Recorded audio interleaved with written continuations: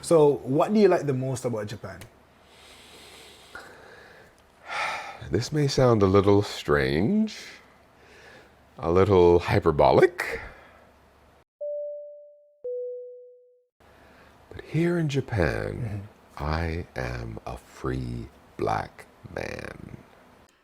Generally speaking, as an American black person, and specifically as an American black man, we know that racism is there. We feel it. We feel it when we're walking around in the store, when we get pulled over by the police, even, with job applications and things of that nature. It may not be as pronounced as our great-great-grandparents or even our parents, but we feel it's there. But there's another issue inside of the black community that has to do with how we define ourselves inside of the black community. And so when you think about shows like Family Matters, it points to an archetype, and it's a recurring archetype in many of the television shows. There's a young black kid who doesn't have the game, he doesn't have the social skills, and he's probably a good student, he's quirky, he's geeky, and he's in love with the beautiful young girl who won't give him the time of day. We see this in Family Matters with Steve Urkel and Laura. We saw this early in Different World, where Dwayne Wayne's character was head over heels with Denise Huxtable. We even see this in the Bernie Mac show. In this particular episode, Jordan shows the ability to play football. And as a quirky kid, it's the first time that he gets genuine validation from his father, or his adopted father. And then, of course, there's this very famous episode of The Fresh Prince where Carlton is trying to join a fraternity, and Carlton is the embodiment of the archetype that is perennially made fun of in black sitcoms. He's quirky, he's not socially adept, and he doesn't fit the bill of the proper blackness. And for the great majority of the show, he was made fun of as not being quote unquote black the right way, not being black enough, being socially awkward, being odd. And in this particular episode, he's a sellout. And it's one of the famous episodes because he explains pretty much to the guy who's black enough properly that his definition of black isn't good enough. It is not proper. It is not all inclusive. And it is something that we have seen as a battle, if you will, in the black community. What is the proper way to quote unquote be black? But living here, I feel free.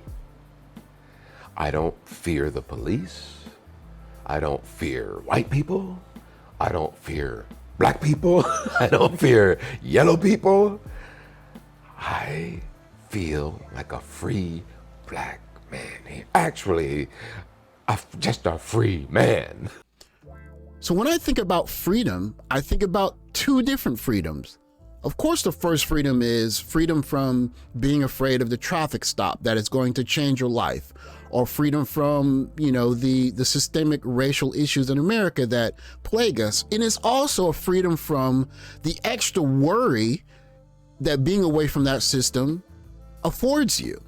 But there's also another freedom that comes from being able to define yourself without the racial confines of, even in this situation where Steve Urkel being a good scientist and being a great student and being funny wasn't good enough. If he wanted to impress someone to be his wife and be with him, he had to do all of that, and he had to turn into the suave, debonair guy who was Stefan. And there's also a freedom from having to become this guy that is the lady killer, the guy that fits the persona, the guy that has the game and does the social stuff that makes him the complete package.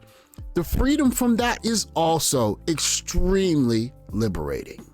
No one has ever broken into my car or robbed my house. Sometimes I forget to lock the door. Sometimes, I go to sleep and the door is wide open and, literally wide open. And I don't get bothered. So when you have a chance to see videos of guys overseas. You see Black Ram, you see Zoom to Thailand, you see Chocolate Man in Thailand, you see Tailor Made Dreams.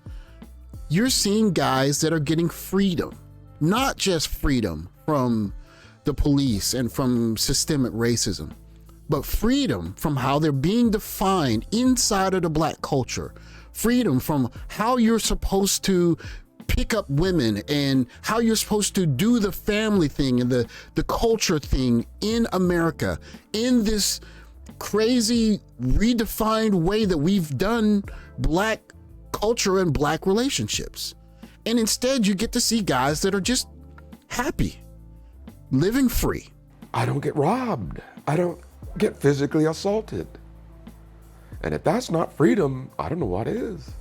We should have the right for someone to care about us this way and be this excited for us the way we are, even if part of us is Steve Urkel and we're quirky and we like comic books, or we're not good with game and we can't skibble-a-dabba-da-dabba and say the things that all of the guys are telling us are the magic words to get a woman to want us.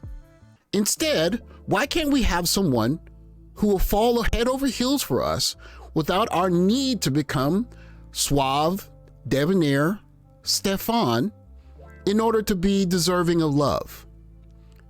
To become someone we're not, to learn a lot of special skills that essentially make us con people into literally falling head over heels for us. Going overseas frees us from that. So maybe you were a Colton and you dressed preppy and you had clothes that were different from everyone else and you danced differently and you were quote unquote white acting. Or you were a guy like Dwayne Wayne and your first love wasn't women, it was math. And you wore quirky glasses and you just didn't relate to women the same way that other guys might have. Or you were a guy like Steve Urkel and you were quote unquote corny, geeky, yet you were very happy with how you were and you defined yourself as such. Or you were a guy like Jordan, trying to find yourself in a culture that defines excellence through athletic prowess or ability to entertain via dancing, singing, and rapping. Or you were a guy like Raj, who was geeky in his own right as a journalist, who wanted to write books and read books, and it just wasn't the thing that was the popular thing with young ladies. If you are one of these archetypes, you understand very well the freedom that comes from separating yourself from trying to need to become Stefan, suave, debonair guy, liberates you. It gives you a freedom to create yourself in a new way and be a new individual that functions in your own self. You don't have to create a second new identity. Instead, you get to lean into who you actually are, and you can find someone who will care for you in that way. That freedom is what I'm talking about. That's a freedom that we all deserve. And if you want that freedom, you can go out and find it, because that freedom is waiting for you.